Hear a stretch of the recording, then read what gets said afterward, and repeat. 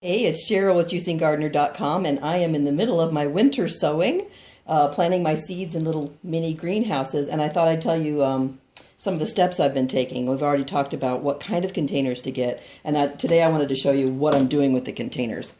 Let me show you one first that's done.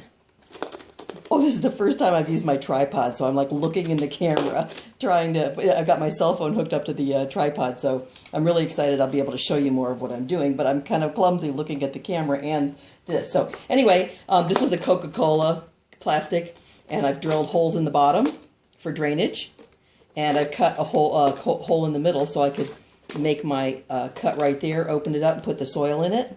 Can you see that okay? Yeah. So that's what it's looking like. And I've collected, I think I have about 75 different containers. Water, juice, milk, pop, all kinds of things that people have given me. So what I'm going to do now is I wanted to show you the best way to make drainage holes. Some people use solder irons, and you can get them really cheap, like, I don't know, just a few dollars up like at the craft store. And you plug them in, get them hot, and you can just puncture holes that way through with the solder iron. I didn't want to use that. Other people use a sharp knife and they heat it up like on the burner, which I think sounds wickedly dangerous. So I don't think I would use the sharp knife. Some people use screwdrivers, awls, different puncture tools. But my favorite tool is the drill, the Makita. So I wanted to show you what I do. And you may think this looks like a lot of work, but it's not really.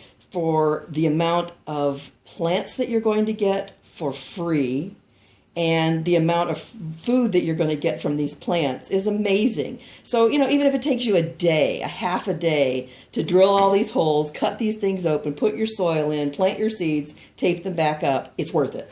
So anyway, this one I've already punctured a few holes in, but you want to have a good amount of drainage on the bottom, and I also put two or three of them along the sides, just like this. And some of them are heavier plastic. This is a heavy one right here. And sometimes you'll need to turn your drill bit and reverse it back out. Otherwise, just leave it in forward and pull. Now, I like to cut them. Some people cut them right in half, but I like to cut them about 2/3 high. Instead of like cutting my fingers or ripping my hand trying to puncture the scissors into this, because some of them are so tough, what I do, this is one of my secret tips, is I drill a hole,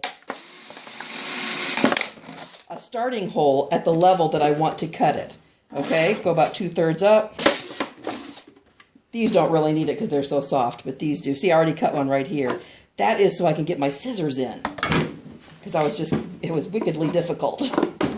And then I just cut around really fast, and then I leave a little bit connected in the back, like for a hinge. Okay, there you go. So is this one all done? I've got my bottom holes. Actually, I only have a couple holes on here. I'm going to get a couple more. I know I'm going off camera. Don't want to hit my thigh. That ought to do it. Okay, so that one's ready. Now this one, got my guide hole. Already got all my bottom holes and my two on the side. Because if you're sitting it on the ground and it's flat, you might not get any good drainage. Drainage is the key with these. So that's why you want to have your side holes.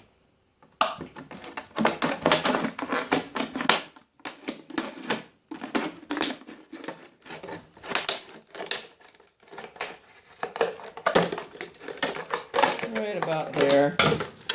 Okay, ready to go? And the last one, and then I'll let you go, just so you can see. I got my bottom holes. I got my two side drainage holes. Guide hole here for my cut.